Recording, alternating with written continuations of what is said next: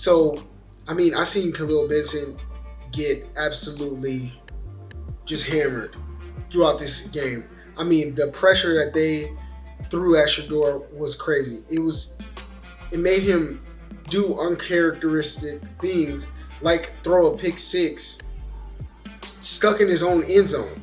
Welcome to the Winning Drive. In this video, we're going to be talking about Colorado losing to Nebraska, devastating loss. It's not just about that they lost, it's about how they lost. Everything that went wrong, everything that could have gone wrong in this game, it went wrong in every facet that you can possibly think of. The offense, the defense, special teams, you've seen all types of stuff just go wrong. They look completely undisciplined. And before any Colorado fans get upset at me or anything like that, I've made multiple videos supporting Colorado. I am a Coach Prime and a Colorado Buffaloes supporter, but I'm just also a college football fan, and I'm going to be completely honest because I would hope that's what you want from me. But we'll start from the beginning of the game. After the first quarter, going into the second quarter, Colorado had negative 27 yards. At that point, Shador Sanders had already been sacked 3 times, and we were in shambles, to be completely honest. The offensive line couldn't bust a grape. They didn't get any push. The pocket was closed very quickly. Shador Sanders had no time to throw the ball. We couldn't run the ball. They were sending 3 and they were still getting pressure on our 5 down linemen. They were sending stunts. They were sending blitz.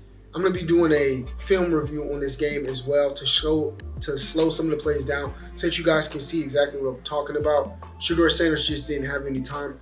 I feel bad for him, Coach Prime, Travis Hunter, those guys they really wanted, Jimmy Horn Jr., all of the specialist players, the receivers, because at the end of the day, Colorado has one of the best receiving rooms in college football. However, before this game started, when I made the video, I said that the game will be won and lost in the trenches. And I remember actually reading a comment. They were like, oh, the offensive line is going to get better. This and the third. Oh, it's nothing to worry about. And this is what happens after I say that. So, I seen Khalil Benson get absolutely just hammered throughout this game. The pressure that they threw at Shador was crazy. It made him do uncharacteristic things like throw a pick six stuck in his own end zone, and that's not even something that we normally see from him.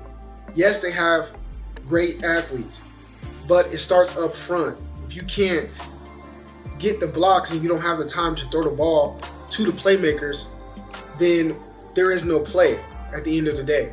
So that's on the offensive side. The offensive side couldn't run the ball, couldn't do anything. It was completely terrible. Going into the half, it was 28-0. And like I said, everything that could have gone wrong in this game went wrong. Losing Shiloh, losing Trevor Woods to a targeting call, a pick six by Shador Sanders, just a tipped touchdown, return for a touchdown for Nebraska at the end of the second quarter, going into halftime with only like a minute left on the clock. It was everything that you could think of went wrong in this game. Blocked field goal, just everything. Penalties, looked undisciplined. No push up front. Either way, the defense or the offensive line, there was no push up front. Poor Bentley, he made some great plays, but at the end of the day, he was fighting through blocks throughout the whole game. There was a time to where I seen our defensive linemen 5 yards past the line of scrimmage. That's how far back they got pushed. And they were able to run at will. They were able to pass at will. Dylan Raiola, even though it was only his second start, true freshman quarterback, he looked great. They were able to do everything that they needed to do in this game to secure the win. This was a hostile environment.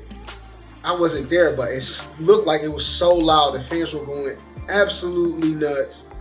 And you kind of just think, where do you go from here? Where do you go from here? Colorado is now going into Colorado State week, and they will be playing them at Colorado State. And this is another rivalry game, and this is where you're going to find out a lot about the team. The morale was low. You started to see as every touchdown went on the board, everybody was fine until about 21-0. Once he hit 21-0, guys were dropping their heads. Just, you seen penalties just out of the wazoo. It was just uncharacteristic things that you don't see from a disciplined football team. And so now, this is where you find out what your team is really about. Will they stand up and next week take it to Colorado State, or will they hang their hats, call the season over after a second game, and, be like some wimps, and that's the end of it? But, hey, I'll be doing a film review on this game so that you guys can see exactly what was going wrong. Thank y'all for watching. Peace out until next time. It's still Skull Buffs.